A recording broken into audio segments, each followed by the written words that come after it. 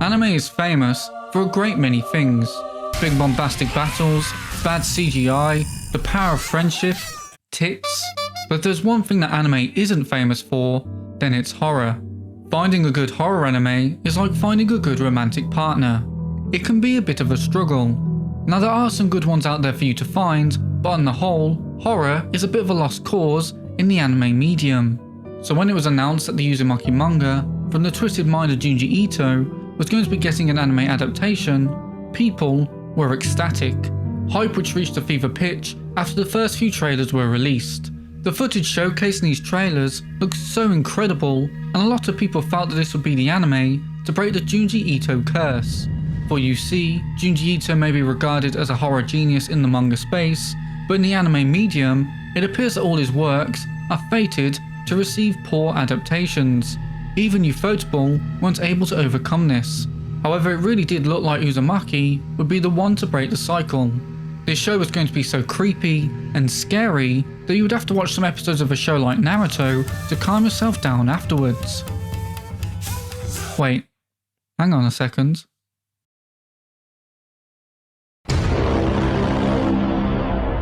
And you know what? For the first episode, Uzumaki really did appear to be different to previous attempts at adapting Junji Ito's works.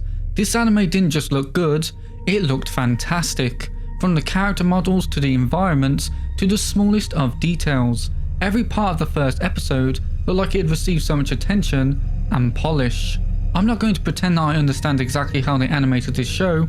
It appears that to achieve the truly haunting visuals, a combination of both motion capture and traditional 2D animation was employed. So the idea was that they would use motion capture and then build everything in CG, and then after that, they would redraw everything. This way they could better match the anime's art style to the incredibly detailed artwork in Junji Ito's original manga. And they completely pulled it off. Uzumaki not only looked terrific, but also looked so unique compared to every anime that I've ever seen. And it wasn't just the animation that was so good, but the story too. This series is often regarded by many as Junji Ito's magnum opus, and the first episode did an excellent job of conveying why. Uzumaki is centered around the town of Kurozo-cho, I think that's how you pronounce it, where our lead characters, Kiri and Shuichi live. Shuichi wishes to leave the town with Kiri due to its belief that the town is infected by spirals, a belief which quickly gains recognition due to Shuichi's father's obsession with spirals and the growing amount of unexplained spiral-related phenomena occurring in the town. It's an engaging premise, and one that you become more and more invested in due to how creative and imaginative the spiral-related phenomena are. You can tell that Junji Ito spent a lot of time thinking about all the spirals that naturally exist in the world, and I'm sure a lot of research was put into his manga.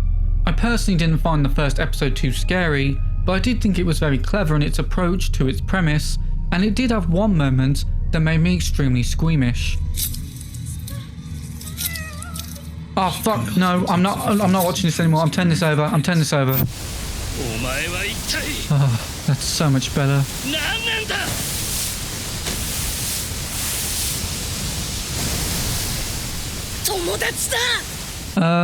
Naruto? I think you might have something on your forehead there. What is that? Maybe we should leave Naruto alone for a little bit. We can check in on him later. Unfortunately, it's not just Naruto who's experiencing some problems, because when the second episode for this anime released, there was something quite noticeable about it, and that was the fact that the animation quality had dropped dramatically. There are a lot of scenes and moments that look unfinished, and the question that came to everyone's mind was, what happened? How did we go from the horrific beauty of episode 1 to this? Sadly, it seems that Uzumaki was marred by something that has become all too commonplace in the anime industry: production issues. The first sign of problems was when it became very unclear as to who was actually animating this show. I remember that Uzumaki was initially advertised as a production IG anime. However, they just acted as producers on this series and were not the studio that actually animated Uzumaki. Then it seemed like Drive were the ones who were going to be animating this show. If you're unfamiliar with that studio, they're responsible for anime like Konosuba Season 3, To Your Eternity Season 2, and the currently airing Tying the Knot with an Amagami Sister. But then more recently, it was revealed that Drive weren't animating Uzumaki, and instead the work had been split between two studios, Akatsuki and Fugaku, with Fugaku seemingly being responsible for episodes 1 and 4, whilst Akatsuki took the reins for episodes 2 and 3. I don't know about the rest of you, but seeing studios play hot potato with this anime doesn't really fill me with hope for a smooth production, something heightened by the numerous delays that this anime faced. Uzumaki was originally announced all the way back in 2019. It's been 5 years since then. How after 5 years does this anime look like this? I know that COVID happened during this time period, but COVID affected everything, not just Uzumaki, and many things were able to bounce back from COVID, including this show's first episode.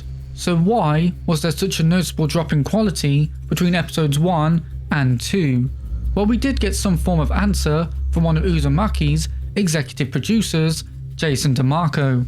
In a series of since deleted comments, DeMarco said this: "It's fine, we knew this would happen. I can't talk about what went down, but we were screwed over, and the options were A.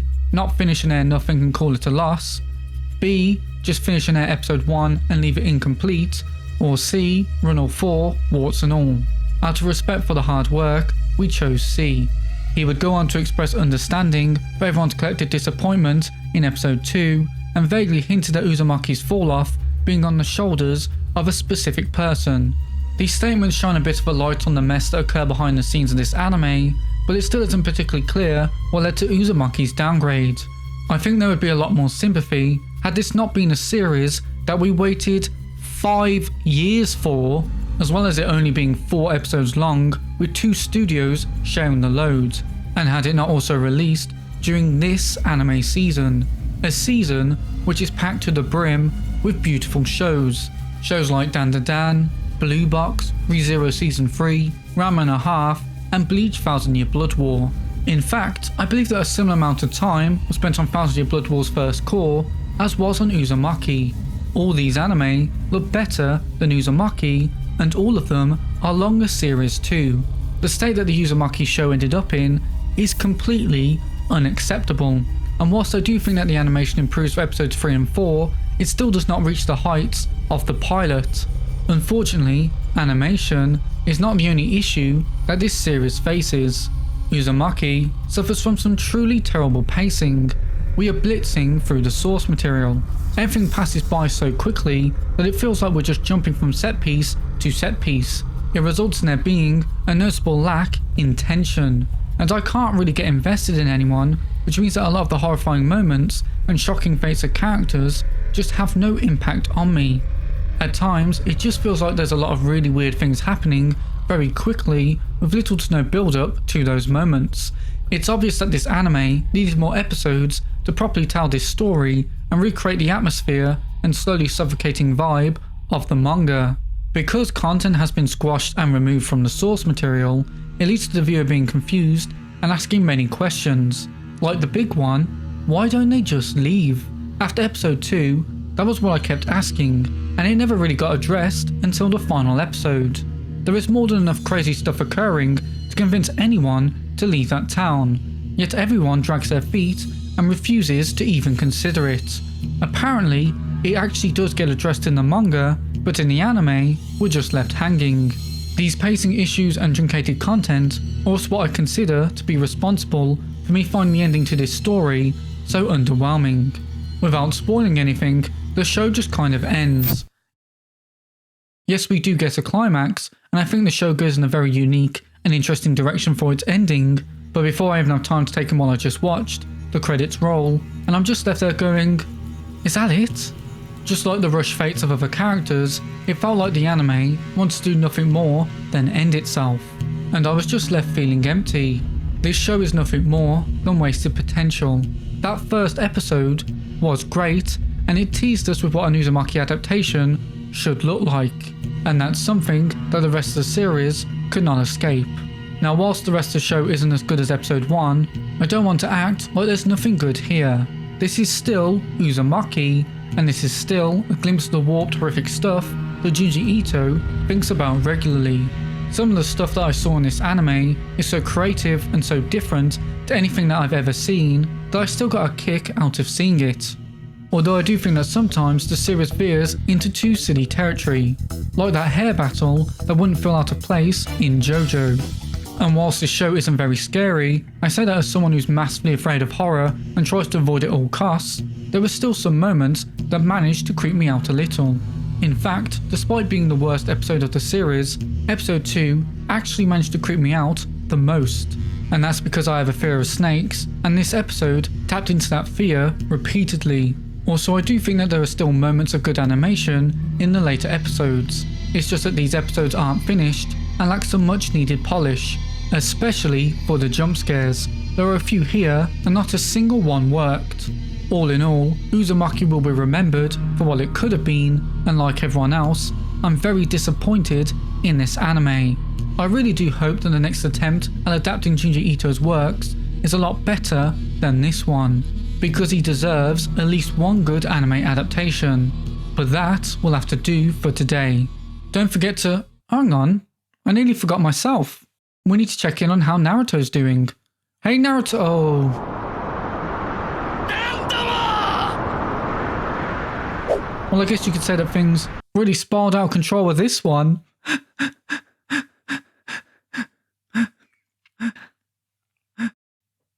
Okay, bye.